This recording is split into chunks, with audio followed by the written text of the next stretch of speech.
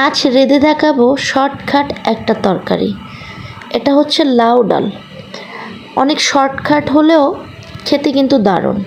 তা আমি ডালটা ধুয়ে বসিয়ে সিদ্ধ করে নিয়েছি। এবার লাউগুলো দিয়ে দিচ্ছি, যেন লাউগুলো এই ডালের সাথে আরেকটু ভালো করে সেদ্ধ হয়। এবার লাউগুলো দেওয়া শেষ হয়ে গেলে একটু নেড়ে চেড়ে নিব। নেড়ে চেড়ে ডালের সাথে লাউগুলোকে মিশিয়ে নিতে হবে সুন্দর করে।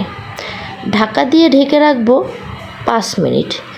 5 মিনিট পরে লবণ দিয়ে দিলাম, যাতে লবণটা ভালো করে লাউয়ের মধ্যে ঢুকে।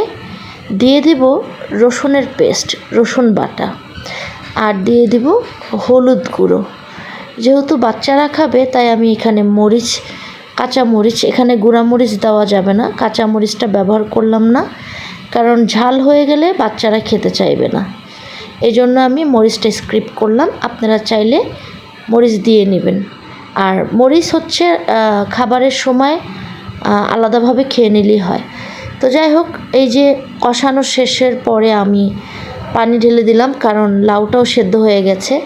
এবার ধনিয়া পাতা দিয়ে দিব উপর দিয়ে, কারণ বলক চলে আসছে অলরেডি লাউয়ের মধ্যে।